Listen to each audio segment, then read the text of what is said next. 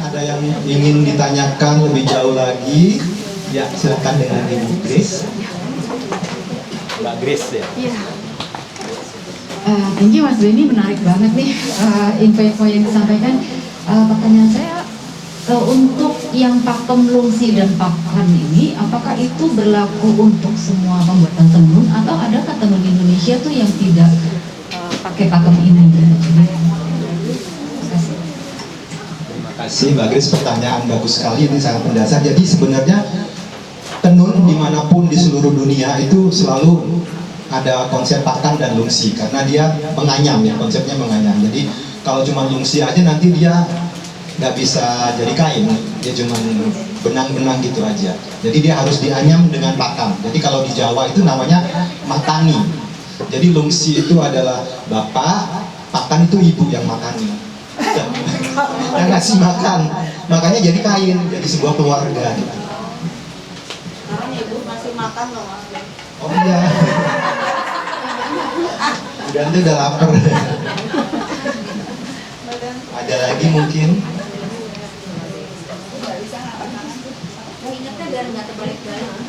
Jadi kalau vertikal lungsi,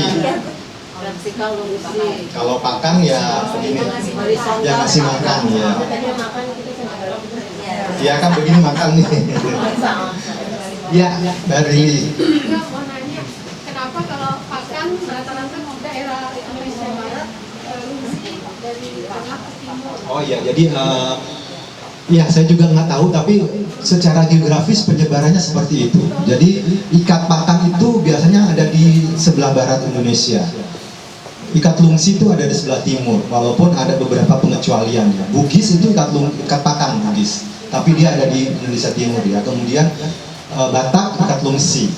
Mungkin ini terkait dengan penyebaran manusia zaman dulu. Ada dua garis ya, itu ada yang ke arah Sumatera, ada yang ke arah Indonesia bagian timur. Antrop. Dan biasanya ikat lungsi itu lebih tua. Jadi dia lebih dahulu, ikat pakan itu datang belakangan. Ya. Melayu pasti ikat pakan. Jadi kalau kita lihat kain-kain dari orang Melayu, orang Bugis, kemudian orang Sumatera, itu biasanya ikat pakan.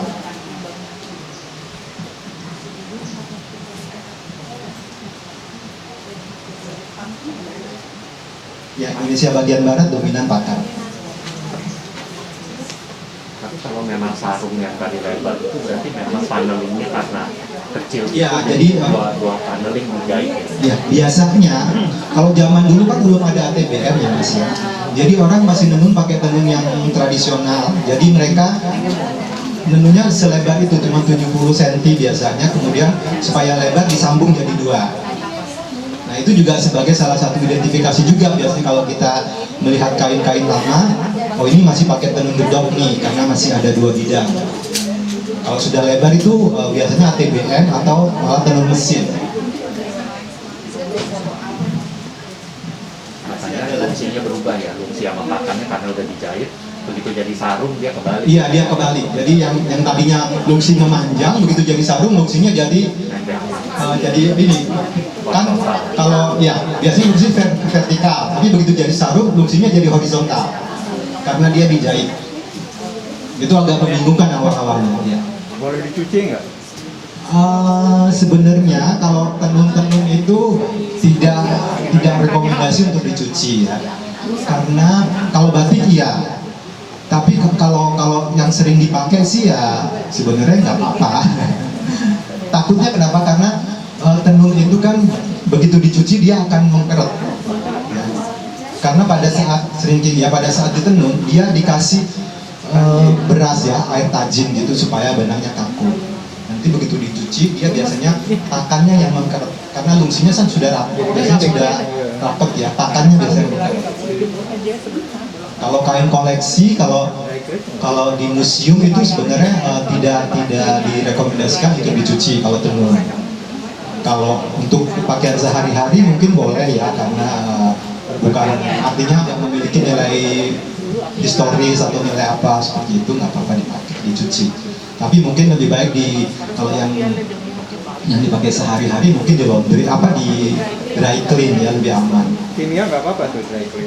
Nggak apa-apa, kalau asal bukan untuk koleksi yang heritage ya.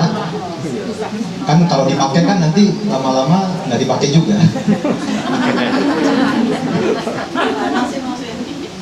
Kalau udah jelek nggak dipakai maksudnya.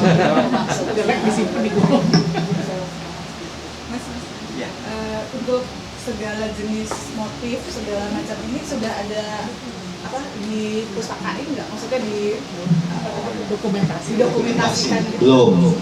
Jadi semua motif-motif yang ada di Wastra Indonesia itu, terutama tenun itu belum semuanya didokumentasikan. Jadi ini sebenarnya ya tantangan sih buat kita karena waktu itu saya dengar dari Sika malah sudah membuat indikasi geografinya orang Swiss.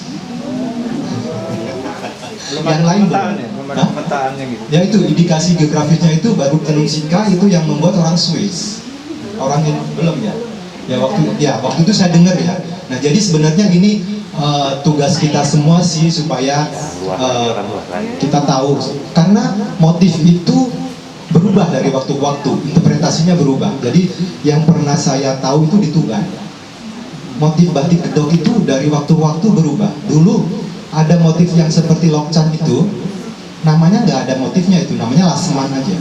Jadi semua batik yang seperti itu disebut laseman. Kemudian sekarang ada manuk jemprak, ada manuk apa gitu, beda-beda namanya. Batik pun begitu. Dulu mungkin namanya berbeda dengan batik yang kita kenal sekarang. Karena mungkin ini adalah budaya tutur ya. Jadi kita dikasih tahu, kemudian nanti generasi berikutnya nggak tahu namanya apa. Tidak pernah ada catatan dokumentasi tercatat seperti itu.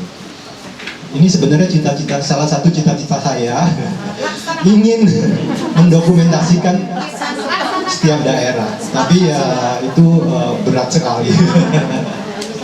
Ditunggu bukunya sesudah 3 negeri. Oh iya, ada lagi, nanti kita mau launching buku tanggal 5. Kalau tenun yang paling tua di Indonesia yang kita punya dari mana, punya siapa? Saya belum tahu.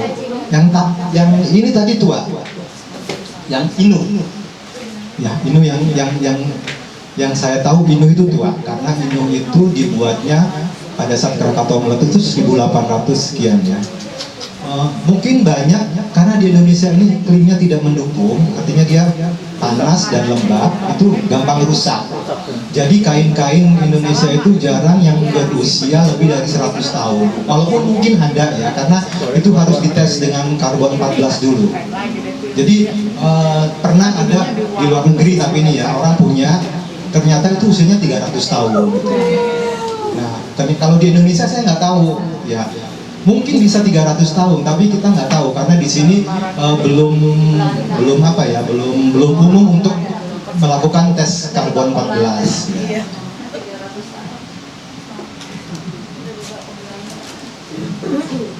Tapi udah banyak yang punah ya, udah keburu punah ya kayak kain wall itu kan udah. Iya, jadi cuang itu sekarang sebenarnya masih ada yang membuat, saya dapat informasi masih ada yang membuat Mas Andri di satu desa, cuma tidak terekspos. Sekarang juga dibuat masih di Palembang, di Bangka Belitung, tapi motifnya sudah tidak sehalus yang dulu. Jadi mungkin skill ya, jadi skill makin kesini makin berkurang biasanya. Pertanyaan saya untuk tenun-tenun yang ada, koleksinya itu sekarang masih paling banyak di museum tekstil atau lebih banyak di tempat-tempat lain? Terima kasih, ini pertanyaan menarik sekali. Karena sebenarnya tenun-tenun Indonesia yang bagus-bagus itu ada di kolektor-kolektor. Tapi kolektor Indonesia itu malu-malu, nggak pernah bilang, aku punya kain yang bagus kayak gini loh. Mereka mungkin ini nggak tahu itu sifatnya orang Indonesia atau gimana, nggak pernah pamer. Jadi mungkin kalau punya kain yang bagus, mari kita pamerkan, kita undang orang, terus kita kasih lihat ini loh kain seperti ini gitu. Nggak apa-apa lah show off sedikit. Jadi orang tahu. Mas Bedi, pertanyaan sederhana aja. Di museum tekstil itu kita bisa nggak sih kalau kita misalnya punya dan sudah lama dan kita nggak mampu untuk merawatnya dan kita hibahkan ke museum tekstil? Terima kasih. sangat bisa. Tapi kemudian problemnya adalah semua museum di Indonesia itu kekurangan space untuk storage. Dan memang belum ada di Indonesia ini storage-nya bagus, yang standar belum ada. Jadi biasanya kalau ada orang menyumbang, kita kurasi dulu. Apa kita nggak punya? Kalau kita sudah punya, kita mungkin kita arahkan untuk disumbangkan ke museum yang lain seperti itu.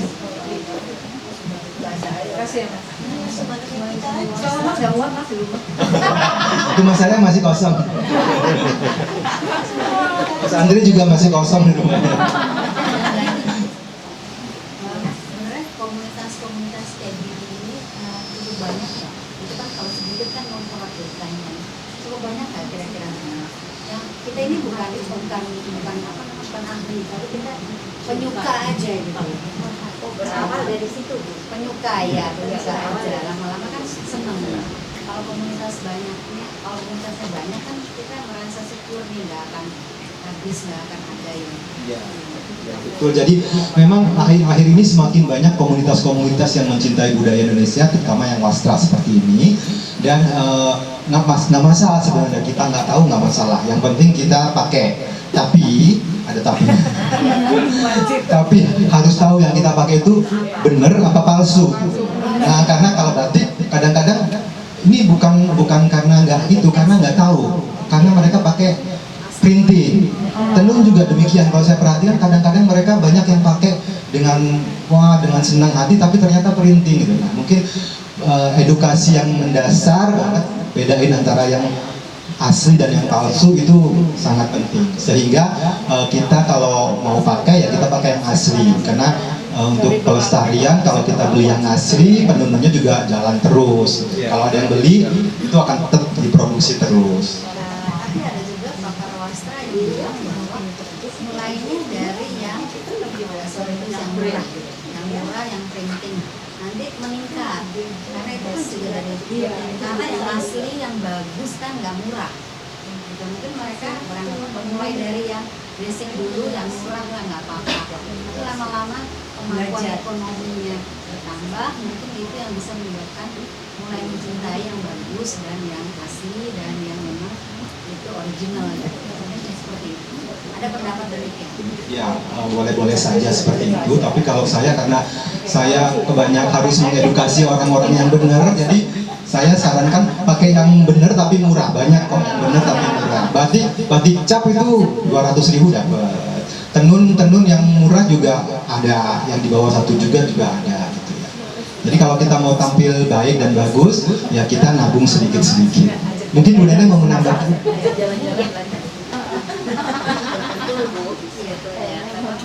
Jadi begini, itu sebetulnya kembali kepada diri kita sendiri.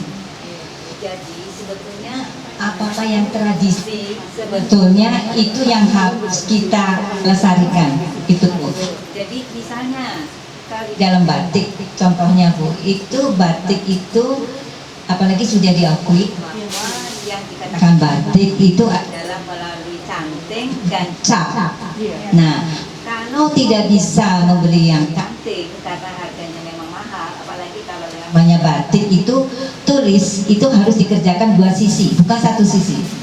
Kalau 1 sisi itu sebetulnya kalau di dalam wastra itu belum betul namanya batik. Jadi batik itu harusnya 2 sisi. Tapi kalau tidak bisa itu, kita bisa memakai yang cap, karena yang cap itu masih tradisi juga. Tetapi kita jangan nipu, itu yang sebetulnya yang saya sangat ini kan. Jadi kadang-kadang si pembuat itu membuat printing, tapi diterahkan di situ itu adalah batik tulis. Untuk orang yang tidak mengerti, itu dia dengan bangga makan ini tulis. Padahal saya mengatakan enggak Bu, ini printing. Loh ini mahal. Saya tidak mau menyebutkan namanya. Orangnya kaya, segala punya, tetapi yang dikoleksi itu printing. Itu sedih saya mengatakan. Sedih sekali. Siapa? Saya sedih sekali karena ibu itu mengatakan kepada, kebetulan tidak saja, mungkin Benny juga waktu itu ada ya, kita berdua. Saya mengatakan, Bu, mohon maaf, ibu berapa belinya? Bayangin, dia mengatakan ratusan juta. Nah, itu dibohongin kan. Jadi kalau orang yang tidak tahu dan dia dengan bangga mengatakan kepada saya, ini koleksi sih saya begitu bisa kita buka itu printing semua. Padahal cara menyimpannya pun seperti jadi digulung, jadi begitu. Nah itu Bu. Jadi menurut saya kalau misalnya kita tidak bisa memberi, ya katakanlah ini ya, yang berarti kita itu kalau kita memakai sesuatu, satu kita tahu yang kita pakai itu apa. Jadi jangan asal memakai saja tapi tidak tahu yang pakai. Jadi pada waktu membeli itu bisa ditanyakan. Nah, tapi saya itu juga sedih kadang-kadang yang menjual itu juga nggak ngerti. Kadang-kadang di galeri atau di mana itu nggak tahu ini apa ini. Nah itu yang kadang-kadang menurut saya harusnya kalau kita menyuguhkan sesuatu, kita tuh harus tahu bahwa itu apa. Itu yang sebetulnya menurut saya, dan saya rasa ibu-ibu yang dan bapak-bapak yang ada di ruangan ini semua pencinta bastra, dan saya tahu persis bahwa yang ibu pakai, yang bapak pakai pun itu juga yang kualitinya bagus. Jadi apa yang dikatakan Pak Benny itu tadi, saya juga menginginkan bahwa gini, seperti kita mengoleksi, tapi begitu kita sudah berumur, kita punya keturunan, tapi keturunan kita nggak mau nerusin. Nah, jadi kadang kita bingung kan. Nah, sekarang kami ini juga dari museum itu bukannya tidak mau menerima apa yang disumbangkan, tetapi storage-nya itu loh, tempatnya itu. Kalau kita menerima sesuatu, itu kan harus bertanggung jawab dengan apa yang kita terima. Nah, itu sebenarnya bermimpi, ya, nggak tahu impiannya itu sebetulnya ada satu tempat yang sebetulnya bisa semacam endekos. Jadi kalau ibu-ibu sudah nggak itu, kain itu betul-betul ditaruh di situ, dirawat, tetapi betul-betul itu juga bisa sebagai pembelajaran kepada sesama. Nah ini yang sebetulnya dicita-citakan oleh almarhumah Ibu Franseda. Yang saya sangat sedih dan terharu terhadap Buyo. Buyo itu kalau pergi ke luar negeri, katakanlah waktu itu ke Amerika, dia lihat di galeri itu ada satu kain, kebetulan waktu itu kain troso. Jadi bukannya Yo tidak bisa memberi kain troso yang ada di sini, tetapi dia tidak mau bahwa kain kita itu ada di luar negeri. Jadi kain itu dibeli oleh Buyo, dibawa lagi ke sini. Itu menurut saya betul-betul bahwa memang cinta, dan dia nggak mau bahwa kita yang harus sebetulnya memiliki dan merawat. Nah itu, dan Buyo itu betul-betul seseorang yang otodidak, yang dia kalau misalnya ke daerah, dia melihat yang menjual kain itu, dia lihat yang menjual itu pakai kain apa. Begitu dia, walaupun tuh kainnya udah lusuh, dia bilang, kamu pulang ganti kain, itu yang kamu pakai itu saya bawa pulang. Karena Buyo tuh tahu bahwa yang dipakai itu kainnya lebih bagus. Sampai segitunya ininya. Jadi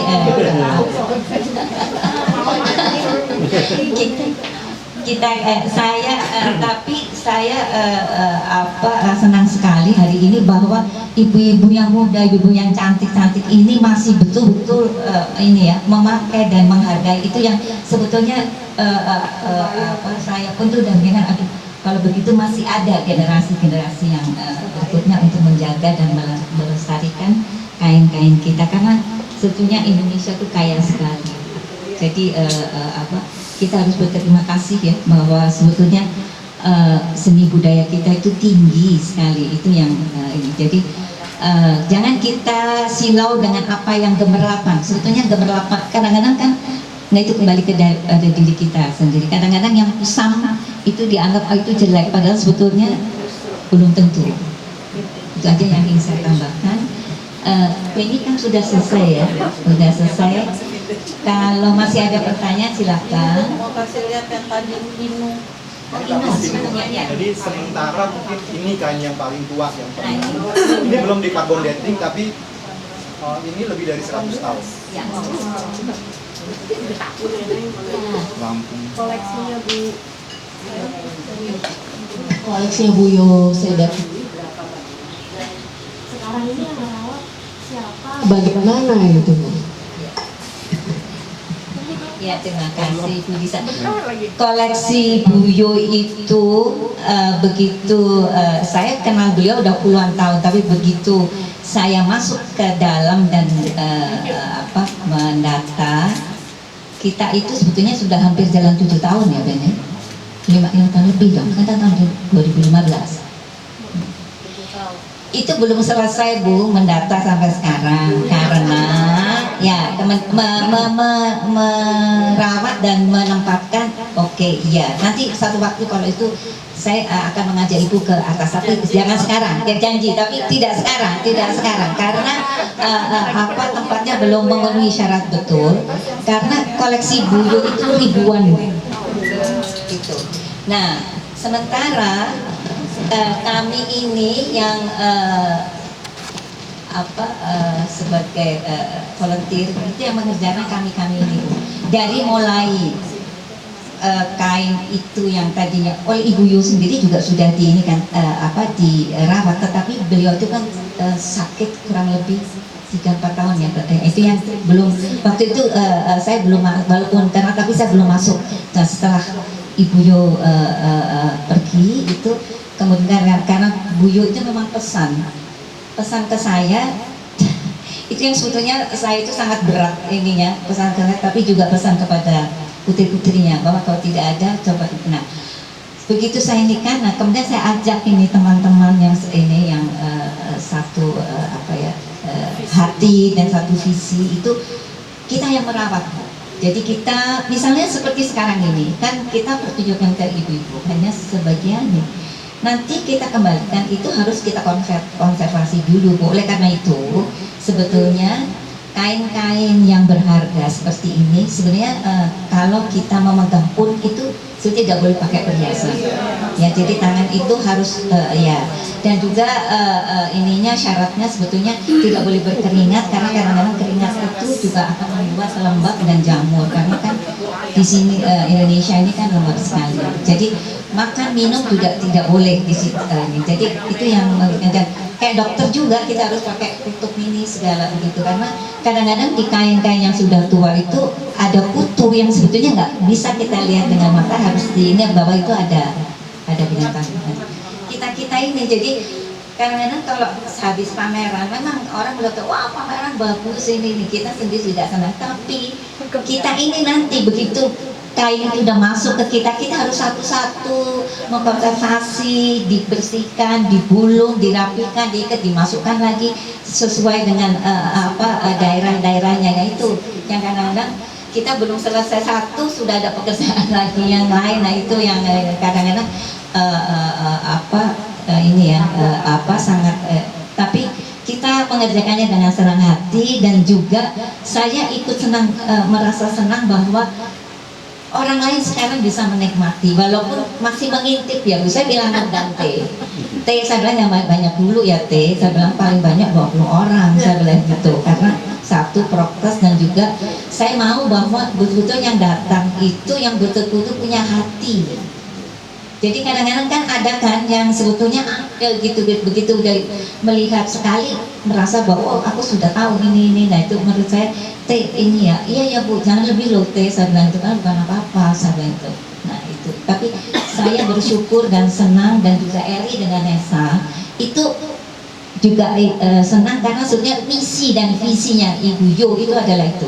Rumah ini Neneng coba kamu buat untuk sebagai pembelajaran. Nah itu kan yang repot menurut saya, itu juga tidak semudah itu sebetulnya melaksanakan. Kita pun juga apa yang kita kerjakan itu semampu dengan kekuatan kita. Tapi sekali lagi saya terima kasih atas kehadiran ibu-ibu dan bapak-bapak sekalian. Kalau boleh tanya, koleksinya Bu Yu tuh ada dari berapa daerah? Koleksinya itu saya rasa seluruh Nusantara ini ada, dan juga yang di luar. Jadi contohnya seperti kain cinde dan juga patola itu Buyu punya yang sebetulnya mungkin yang di India nggak ada, di sini masih ada. Itu saya sama Benny belum berani membuka karena masih dalam kondisi yang kita masukkan ke dalam box karantina ya kalau nggak salah. Karena saya masih takut gitu. Jadi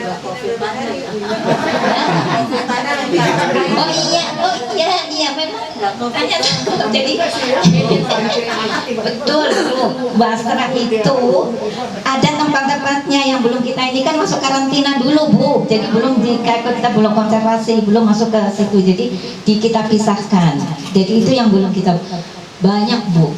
Jadi Buyo itu dari batik pun juga ada. Jadi apa yang sebetulnya katakanlah dari semua itu ada di sini. Ya, jadi semua ada. Ini itu yang menurut saya ini ya Buyo itu betul-betul dia ininya dan otodidak itu yang saya akui dan saya banyak belajar sekali dari Buyo. Memang orangnya tegas, disiplin dan ini ya. Tapi maksudnya baik dan orangnya tuh ini Bu, betul-betul ini kalau itu nggak boleh begini, awas gitu, jadi betul-betul begitu. Jadi kalau habis makan cuci tangan dulu, pokoknya inilah. Jadi menurut saya memang betul apa yang disampaikan itu memang betul. Jadi koleksinya memang bagus Bu, bagus sekali. Mungkin ada yang nggak ada duanya, jadi ada beberapa nanti ya. Kalau nanti lain ada kesempatan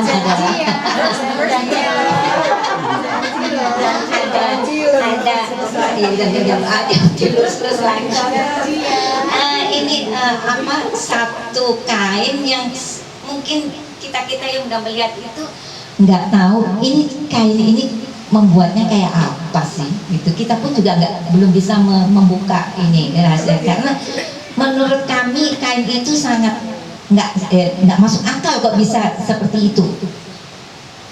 Namanya saja itu kalau Buyo ya kain setan. Ya. Jadi diiming-iming biar tapi kan nanya itu ada nggak ya udah dokumentasikan atau belum ini dah. Ini bukunya Ibu Yo, ini 3 tahun Ibu Yo meninggal ya. Ini kami bikin waktu 1000 hari Ibu Yo. Oke, itu harganya berapa Bu? Itu harganya 650. Oke. Enggak saya. Lalu ini satu lagi, ini fresh from the oven. Ini sebenarnya mengenang 10 tahun Bapak pergi, tapi juga ada koleksi Ibu dan sangat cantik dan banyak ya Mas. Berapa lembar? 80-an ada 80 lembar. Ini diterbitkan sehubungan dengan ulang tahun Kompas. Jadi dapat subsidi dari Kompas. Harganya adik-adik berapa ya? Tebak. Aku udah tahu. Jangan dicontekin. Harganya Paling murah 3,5, paling mahal 500. Ini karena disubsidi oleh Kompas. Nah, ini harganya 249. Oke, Ibu, maaf tadi sempat disinggung juga mengenai troso Bu. Itu juga sedikit mengganggu saya sebenarnya. Kan banyak sekali sedang marak-maraknya tenun troso di mana-mana. Pertanyaan saya, itu benar tenun yang memang ditenun? Yang kedua pertanyaannya kan banyak motif-motif tenun troso diambil dari NTT. Nah itu bagaimana pendapat Bu Neneng atau Mas Benny? Kita bagaimana sikap kita sebenarnya dengan adanya tenun troso tetapi dengan motif-motif dari timur NTT. Terima kasih Ibu.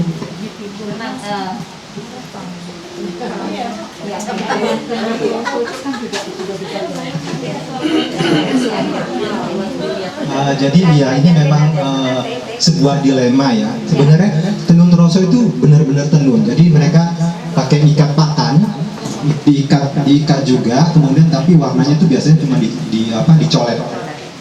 Tapi tenunnya pakai HTBM. Jadi artinya dalam seminggu bisa menghasilkan banyak. Dan yang disayangkan adalah mereka salah mencuri motif-motif dari daerah lain. Itu yang menjadi persoalan. Kenapa nggak bikin motif sendiri gitu? Karena waktu itu Ibu Dini ya pernah ke sana ya. Jadi Ibu Dini ke sana, Ibu Dini sebenarnya marah juga. Tapi begitu sampai di sana ternyata Bu Dini nggak jadi marah. Karena pekerjanya itu benar-benar semacam ditindas gitu. Jadi ini adalah pekerjanya juragan yang harus bikin motif seperti ini dalam jumlah yang banyak, sementara penenunnya itu digaji dengan sangat kecil sekali. Nah mungkin ini jadi PR buat kita semua. Sebenarnya tenun troso itu bagus kalau menurut saya, asal dia punya karakteristik tersendiri. Jadi nggak usah pakai motif-motif orang lain, dan mungkin karena harganya murah, jadi orang banyak yang beli. Tapi kalau orang yang nggak tahu, nanti lagi-lagi ditipu. Karena ada kasus juga orang dari luar negeri waktu itu nanya kan, saya beli tenun ini apa ya gitu. Terus begitu dibilangin ini tenun troso, sebenarnya itu jadi marah. Dan ini banyak dijual juga ya di berbagai tempat, di Toraja itu sudah banyak yang dibuat tenun troso. Mereka bilang ini tenun Toraja, padahal itu tenun troso. Ya, ini Labuan Bajo juga. Jadi ini sebenarnya harus ada campur tangan dari pihak-pihak. Ya, boleh dibilang itu tenun troso, tapi jangan sampai ya itu istinya jangan tipu seperti batik juga ya, dibilang batik tulis ternyata printing, itu penipuan namanya. Jadi ini masalah.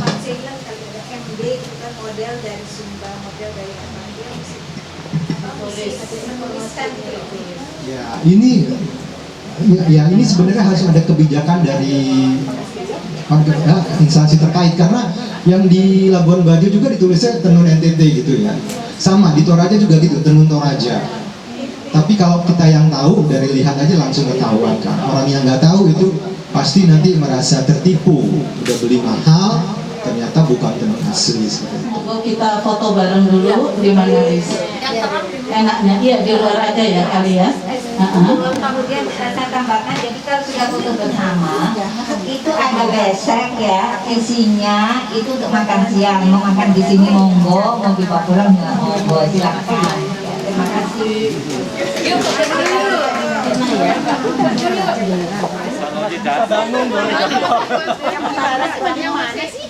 Yang foto siapa?